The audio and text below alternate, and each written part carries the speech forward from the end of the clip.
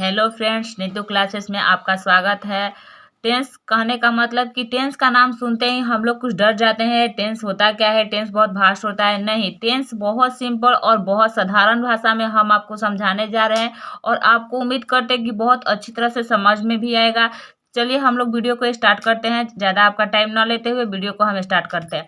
Tense tense कहने का मतलब होता है काल। काल का मतलब होता है कि समय।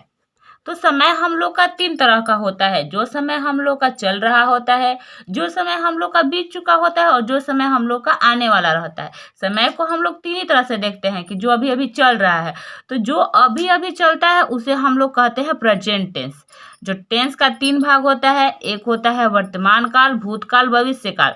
वर्तमान काल कहने का मतलब कि प्रेजेंट टेंस। प्रेजेंट टेंस का अर्थ हो गया कि जो समय अभी अभी चल रहा है। भूतकाल कहने का मतलब कि जो बीत चुका है। बीतने को हम लोग कहते हैं पास्ट टेंस। क्या कहते हैं? Past tense. और भविष्य काल कहने का मतलब कि फ्यूचर टेंस, जो अभी आने वाला है। इस सब के 4 पार्ट्स होते हैं। वर्तमान के भी 4 पार्ट्स होते हैं, भूत के भी 4 पार्ट्स होते हैं और भविष्य के भी 4 पार्ट्स होते हैं। तो हम आपको पार्ट्स बाई पार्ट्स बताकर दिखा रहे हैं। पहला पार्ट्स होता है इंडेफिनिट टेंस। अगर हम प्रेजेंट पढ़ते हैं तो प्रेजेंट इंडेफिनिट लिखते हैं, अगर पास्ट पढ़ते हैं तो पास्ट इंडेफिनिट लिखते हैं और फ्यूचर पढ़ते हैं तो फ्यूचर इंडेफिनिट लिखते हैं। इस तरह से हम लोग याद कर सकते हैं कि मान लीजिए कि एक टेंस है, टेंस का नाम है बाप, उसके 3 गो बेटा हैं, प्रेजेंट, पास्ट और फ्यूचर। टेंस का कितना बेटा है? प्रेजेंट, पास्ट और फ्यूचर।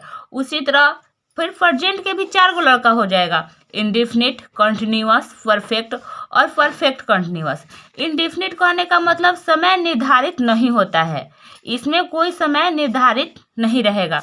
कंटिन्यूअस कहने का मतलब कि जो अभी अभी चल रहा है, जो समय चल रहा होता है उसे हम लोग कंटिन्यूअस कहते हैं। परफेक्ट कहने का मतलब कि जो हम लोग का पूरा हो चुका है, पूरा होने को हम लोग क्या कहते हैं? परफेक्ट कहते हैं। और परफेक्ट कंटिन्यूअस कहने का मतलब कि जो हो भी चुका है और जारी है, जो हो चुका है और जारी भी है, यानी आने वाले भविष्य में हम लोग उसको कर भी सकते हैं। तो देखिए, हम एक डायग्राम के मदद से पूरे टेंस को आज समझेंगे और उम्मीद करते हैं कि आपको भी बहुत अच्छा से समझ में आएगा। हम बताएं कि टेंस 3 तरह का होता है, प्रेजेंट टेंस, पास्ट टेंस और फ्यूचर टेंस। इसके 4 बेटा होते हैं, इंडेफिनिट होता है, कंटिन्यूअस होता है, परफेक्ट होता है और परफेक्ट कंटिन्यूअस होता है। तो प्रेजेंट के भी 4 बच्चे होते हैं और पास्ट के भी 4 बच्चे होते हैं और इसके भी 4 बच्चे होते हैं, फ्यूचर के भी 4 बच्चे होते हैं। सबसे पहले हम लोग जानेंगे पहचान। प्रेजेंट का पहचान होता है कि है, प्रेजेंट में रहता है, इसमें होता है था, पास्ट में होता है था और प्रेजेंट में होता है।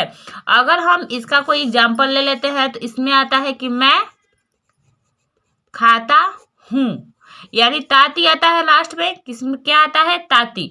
इसका होता है पहचान कि मैं रहा, लास्ट में रहेगा रहा है, इसमें रहा रही है, इसमें चुका चुकी है और इसमें रहा रही है और टाइम भी जुड़ा रहेगा। यही हम लोग का पहचान होता है।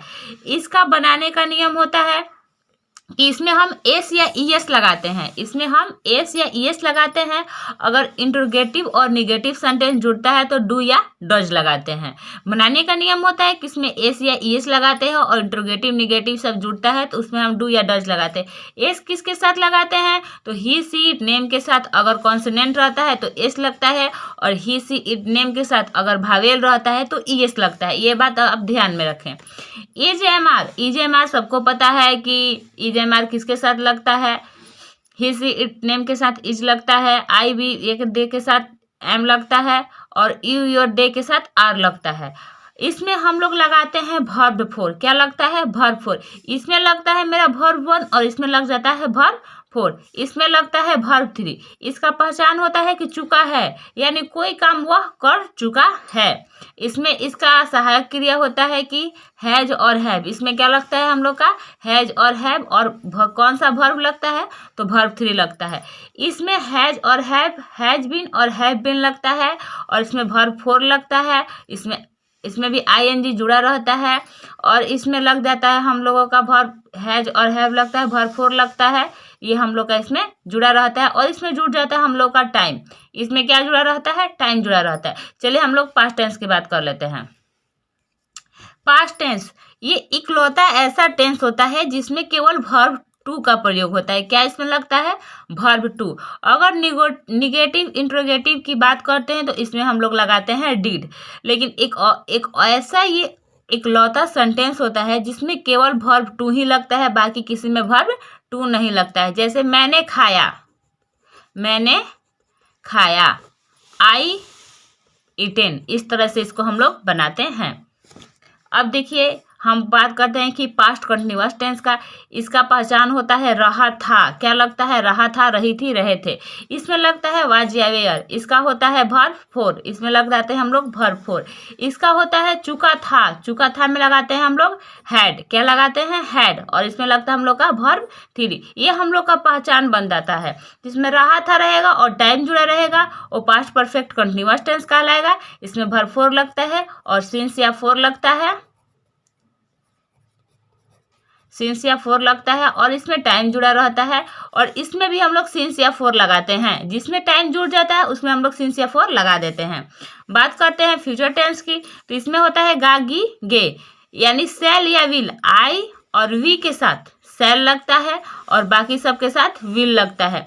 आई और वी के साथ सेल लगता है, बाकी सब के साथ विल लगता है। इसमें वही होता है कंडीशन, सेल जिसके साथ लगना रहता है सेल लगाते हैं और जिसके साथ विल लगना रहता है विल लगाते हैं। लेकिन इसमें जुड़ जाता है वी। क्या जुड़ता है?